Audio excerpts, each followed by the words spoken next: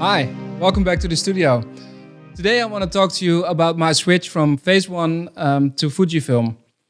I recorded this video a few weeks ago, but then I was so smart to delete everything from my laptop, so we ended up with nothing to use. So that's the reason why I have my Fujifilm here, but I'm missing my Phase One because fortunately for me, the Phase One is already sold.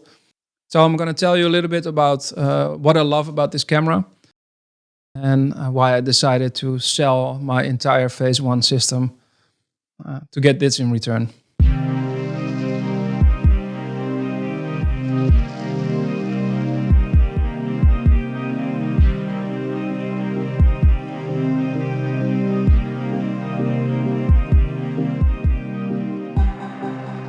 So let me start off by explaining a bit why I shoot medium format. Before you decide if medium format is something for you, you need to think about a couple of things. Who are your customers? What is your output? Are you printing your work in a big billboard or poster size? Or are you just keeping the photos for yourself on your phone or on your website? For me personally, I have chosen to work with medium format, and I started off with Phase One because I really enjoyed the look of medium format. And that is something that is very hard to explain to people who never shot with medium format before. It all has to do with texture, with detail, with the way that the depth of field is showing. Medium format gives a certain look. And when you start to work with medium format and you're getting used to the images that it produces, you start to recognize medium format shots in magazines, on internet.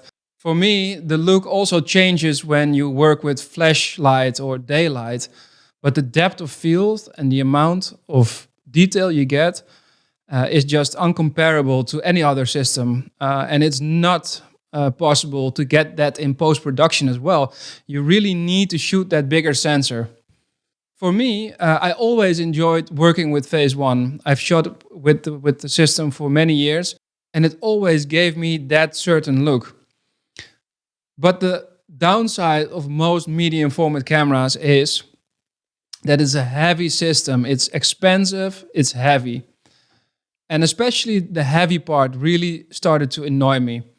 For the most part, I'm shooting studio-based work. But lately, the last few years, I've been shooting in different countries as well, traveling, and then always took my Phase One camera system with me when shooting. For example, when I shot Caravan, the project I did in Morocco, or Uganda, Mukono project, I always took my camera with me, my Phase One system, because it gave me the ultimate image quality. The downside with the camera was that it was so heavy and it was so cumbersome to drag it around, and the lenses were very heavy and expensive, and it was also very sensitive to dust and all other kinds of things. And in the end, that really started to annoy me. And when I was planning my travels to Nepal, where I did a big project in the end of 2019, I started to wonder if there was another camera brand. So I started looking around, and at that moment, the Fujifilm GFX100 already came out. And I was really impressed by all the features this camera had. So I decided to borrow the camera from my local camera store.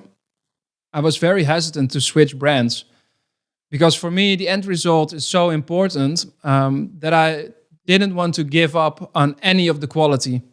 So what I did, I rented the Fujifilm GFX100 from my local camera store, and I compared it in a few shoots. So I invited some models, and I did some side-by-side shoots. So I shot exactly the same image with the Phase One and exactly the same image with the Fujifilm.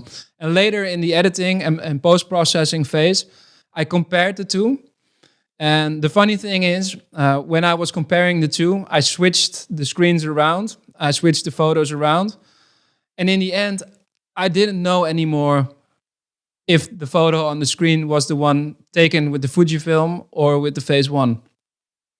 For me, that really made it clear that I could easily switch to Fujifilm for everything I did. I'm going to tell you a little bit about what I like about this camera.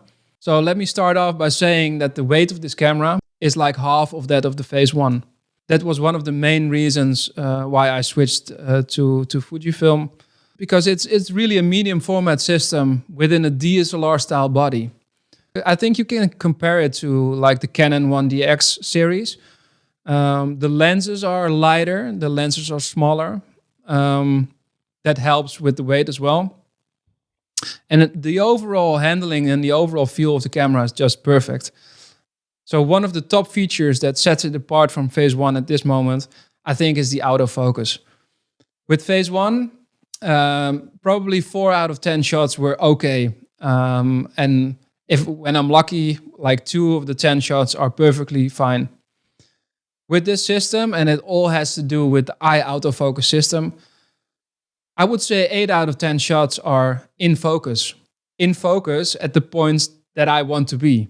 So it's not searching a lot. I mean, having an even lit room or enough light really helps with the autofocus. But even in low light, this performs really well. So the next feature is the in-body image stabilization, the IBIS. It really, really works well. I could get handheld shots from 1/50th of a second. And because 95% of the things I do is handheld, this really helps. Of course, if you're a photographer that is using a tripod, this is a less useful feature. But for me, being handheld like most of the time, it is really helpful. And it helped me nail a few shots in which the Phase One just couldn't work. So the next thing I really like about this camera is the dual card slot. It houses 2 SD cards. I'm always shooting on double SD cards. And when one card is full, it automatically switches over to the next card.